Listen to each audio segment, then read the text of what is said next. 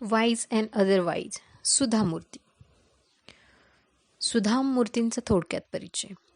सुधा मूर्ती यांचा जन्म 19 ऑगस्ट 1950 साली कर्नाटक येथे झाला. त्यांनी कॉम्प्युटर सायन्स या विषयातील एमटेक ही पदवी प्राप्त केली आहे. पुणे येथे टेल्को कंपनीत निवडल्या गेलेल्या त्या पहिल्या स्त्री अभियंता होत्या. त्या विख्यात सामाजिक कार्यकर्ता आणि कुशल लेखिका आहेत. सुधा मूर्ती या इन्फोसिस फाउंडेशनच्या अध्यक्ष आहेत. या फाउंडेशनतर्फे करण्यात येणाऱ्या समाजोपयोगी कार्यासाठी त्या विख्यात आहेत. कर्नाटकातल्या सर्व सरकारी शाळांना संगणक आणि ग्रंथालय सुविधा उपलब्ध करून देणाऱ्या चळवळीच्या त्या प्रणेत्या आहेत. या पुस्तकाबद्दल थोडंसं. भारताच्या आर्थिकदृष्ट्या अत्यंत मागास भागांमध्ये सुधा मूर्ती यांनी भटकंती केली आहे. त्या पायी फिरल्या आहेत. त्यांनी बसनंही प्रवास केला आहे. या भागात 18-20 दारिद्र्यात राहणाऱ्या माणसांच्या दारात आरोग्याच्या आणि शिक्षणाच्या सुविधा नेऊन पोचवण्यासाठी त्यांनी आटोकाट प्रयत्न केले आहेत.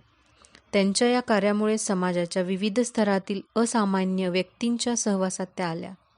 मग ते मुंबईतून उठून जाऊन भूकंपग्रस्त गुजरातमध्ये स्थायिक होणारं भिकाऱ्यांचं कुटुंब असो, हुंड्यासाठी बळी गेलेल्या एका तरुणीची माता असो, नाहीतर मोठ्या रकमेचा चेक देणगी म्हणून पाठवणारा अनामिक दाता असो, या सर्वांमुळे त्यांच्या हृदयाला स्पर्श करून जाणाऱ्या कहाण्यांमुळे आणि त्यांच्या मुलखावेगळ्या जीवनविषयक तत्त्वज्ञानामुळे सुधा मूर्तींचं जीवन समृद्ध होऊन गेलं आहे.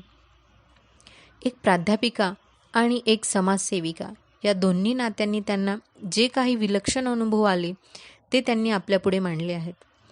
विनोदाची झालर असलेल्या त्यांच्या घरगुती मनमोकळ्या लेखनशैलीतून निर्माण झालेलं हे पुस्तक सुधा मूर्ती यांचं कार्य आणि त्यांचं जीवनविषयक तत्त्वज्ञान याचं व्यापक दर्शन घडवणारं आहे. या पुस्तकामध्ये त्यांनी असे 51 अनुभव लिहिले आहेत. सचोटी हृदयातून येते. 3 वर्षापूर्वीची गोष्ट. जून महिन्यातील एक प्रसन्न सकाळ होती. मी नेहमी सारखी कन्नड वर्तमानपत्र वाचत बसले होते. त्याच दिवशी SSCचा निकाल जाहीर झाला होता. आतल्या पानांवर उत्तीर्ण झालेल्यांची यादी छापली होती, तर वरच्या पानांवर गुणवत्ता यादीत आलेल्या विद्यार्थ्यांचे फोटो झळकत होते. जवळजवळ अख्खं पानच त्यांनी व्यापलं होतं. गुणवत्ता यादीत आलेल्या विद्यार्थ्यांबद्दल मला नेहमीच अपार कौतुक वाटत आलेलं आहे. गुणवत्ता यादीत नाव येणं हे केवळ माणसाच्या बुद्धिमत्तेचंच निदर्शक आहे असं नाही, तर विद्यार्थ्यांना हे यश मिळवण्यामागे त्याची किती अपार मेहनत आहे, किती दृढनिश्चय आणि प्रयत्नशीलता आहे हेही दिसून येतं. मी स्वतः एका प्राध्यापकाच्या घरात वाढलेली आहे. माझी ही पार्श्वभूमी आणि माझा स्वतःचा अध्यापन क्षेत्रातला अनुभव या दोहोंमुळे माझी ही मनोभूमिका झालेली आहे. त्या दिवशी वर्तमानपत्रात आलेल्या त्या सगळ्या फोटोंमधून एका मुलाच्या फोटोनं माझं लक्ष वेधलं. माझी नजर त्यावरून हटेना. तो तसा अशक्त, नाजूक दिसत होता, पण त्याच्या डोळ्यात जी काही चमक होती ती मंत्रमुग्ध करणारी होती. त्या मुलाविषयी आणखी जाणून घ्यायची इच्छा मला झाली. त्याचं नाव होतं हनुमंतप्पा. त्याचा गुणवत्ता यादीत 8वा क्रमांक आला होता. त्याच्याविषयी एवढंच काय ते मला कळलं. आश्चर्याची गोष्ट म्हणजे दुसऱ्याच दिवशी परत एकदा त्याचा फोटो झळकला. या खेपेला त्याची मुलाखतही छापलेली होती. मी उत्सुकतेने ती वाचली. तो एका हमालाचा मुलगा होता. तो एका खेड्यात राहत होता. त्याच्या वडिलांची मिळकत दिवसाला फक्त 40 रुपये होती. त्यामुळेच त्याला पुढे शिकणं शक्य नव्हतं असं त्यानं मुलाखतीत म्हटलं होतं. हनुमंतप्पा 5 मुलांमधला सर्वात मोठा. घरात मिळवते फक्त वडील. ते लोक आदिवासी जमातीचे होते.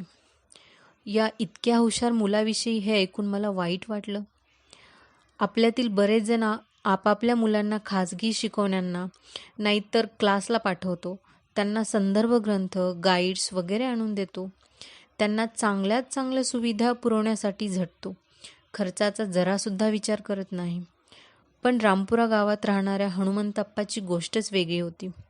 माणसाला लागणाऱ्या काही जीवनावश्यक गोष्टी देखील त्याच्या वाट्याला आल्या नव्हत्या आणि तरीही एवढं उज्ज्वल यश मिळवलं होतं. हातात वर्तमानपत्र तसंच धरून मी त्याचाच विचार करत बसले होते. तेवढ्यात माझी नजर शेजारच्या अंगणातील आंब्याच्या झाडावर पडली. ते झाड ताजतवानं दिसत होतं. नुकती उमललेली पालवी, त्यावर चमकणारे दवाचे थेंब, झाडावर लटकणाऱ्या कैऱ्या लवकरच त्या पिकणार होत्या. झाडापलीकडे थोड्याशा अंतरावर एका कुंडीत एक लहानसं रोपटं होतं. माझ्या मनात आलं, गेले कितीतरी दिवस हे एवढंच आहे, जरासुद्धा वाढलेलं नाही. ती सकाळची शांत वेळ होती. हवा गार आणि स्वच्छ होती.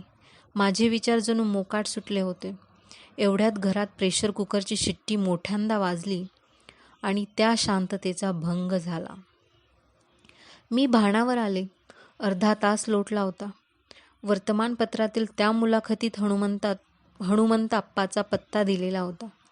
आता मात्र जास्त वेळ न दडवता मी लगोलग एक पोस्टकार्ड घेऊन त्याला एक पत्र लिहून टाकलं. मी 2च ओळी लिहिल्या होत्या. माझी तुला भेटायची इच्छा आहे. तू बंगलोरला येऊ शकशील का? एवढ्यात माझे वडील सकाळचा फेरफटका मारून घरी परतले. ते अत्यंत व्यवहारी विचारसरणीचे आहेत.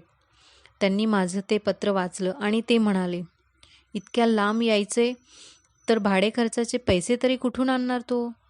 तो इथे यावा असं तुला वाटतंय ना? मग तू भाड्याचे पैसे त्याला पाठवून दे. शिवाय जरा बरे कपडे विकत घेण्यासाठी आणखीही थोडा रक्कम पाठव. मग मी पत्रात अशी पुष्टी जोडली, मी तुला भाडे खर्च तसेच कपडे विकत घ्यायला पैसे पाठवीन.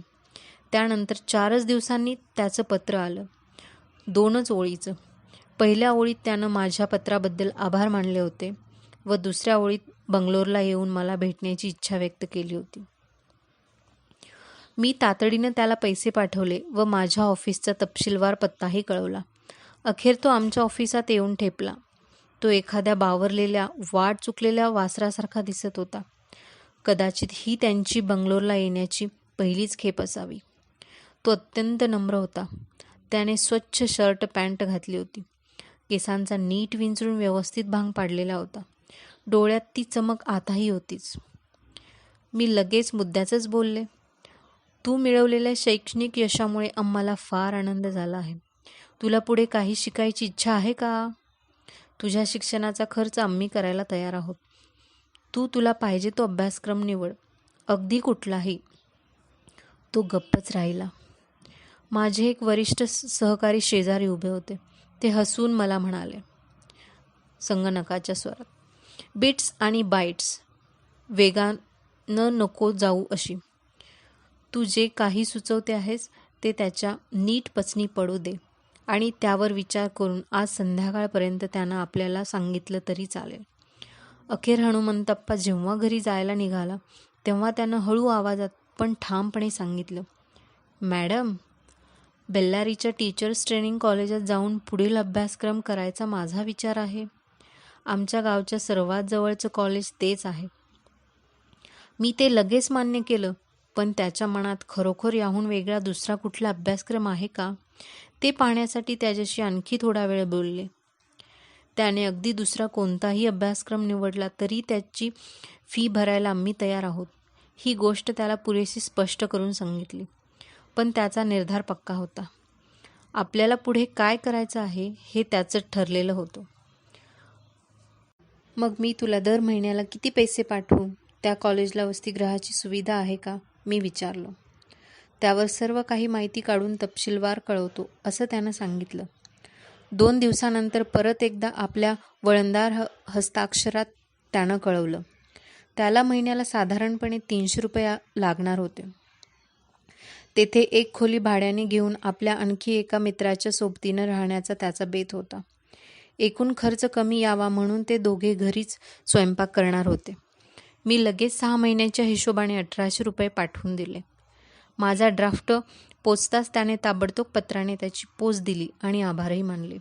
असेच दिवस गेले. एक दिवस अचानक आठवण झाली. हनुमंतप्पाला पुढच्या 6 महिन्यांचे पैसे पाठवायचे होते. मी पुन्हा एकदा त्याला 1800 रुपयांचा ड्राफ्ट पाठवून दिला. त्याचीही पोच देणारे पत्र उलट टपाली आले. आश्चर्याची गोष्ट अशी की पत्रासोबत त्याने पाकिटातून काही पैसेही पाठवले होते. मॅडम, त्याने लिहिले होते, तुम्ही पुढच्या 6 महिन्यांचे पैसे मला पाठवून दिले, हा तुमचा चांगुलपणा. पण गेले 2 महिने मी बेल्लोरीत नव्हतो. आधी महिनाभर आमच्या कॉलेजला सुट्टी होती आणि नंतरचा महिनाभर संप होता. तेव्हा हे 2ही महिने मी घरीच होतो. या काळात माझा खर्च 300 रुपयाहून कितीतरी कमी झाला. त्यामुळे मी माझ्या खर्चातून वाचलेले 300 रुपये तुम्हाला परत पाठवत आहे. त्याचा कृपया स्वीकार करावा. मी थक्क झाले. इतकी गरिबी आणि तरीही एवढा प्रामाणिकपणा. मी हनुमंतप्पाला खर्चासाठी जे पैसे पाठवत होते त्याचा हिशोब त्याने मला द्यावा अशी अपेक्षा माझी मुळीच नव्हती. आणि हे त्यालाही माहीत होतं. आणि तरीही त्याने उरलेली रक्कम परत पाठवून दिली. विश्वास बसणार नाही, पण हे खरं आहे. एक गोष्ट मात्र अनुभवातून शिकले आहे. सचोटी, प्रामाणिकपणा ही काही कुण्या एका विशिष्ट वर्गाची मक्तेदारी नव्हे. त्याचा शिक्षणाशी किंवा श्रीमंतीशी संबंध नाही. ती कोणत्याही विद्यापीठात शिकवली जात नाही. अनेक माणसांच्या ठायी ती हृदयातून फुलून आलेली असते. या साध्यासुध्या खेडवळ मुलाच्या प्रामाणिकपणावर कशी काय प्रतिक्रिया द्यावी तेच मला समजेना. ईश्वराने या हनुमंतप्पावर आणि त्याच्या कुटुंबियावर आपलं कृपाक्षत्र नेहमी ठेवावं अशी मी मनोमन प्रार्थना केली.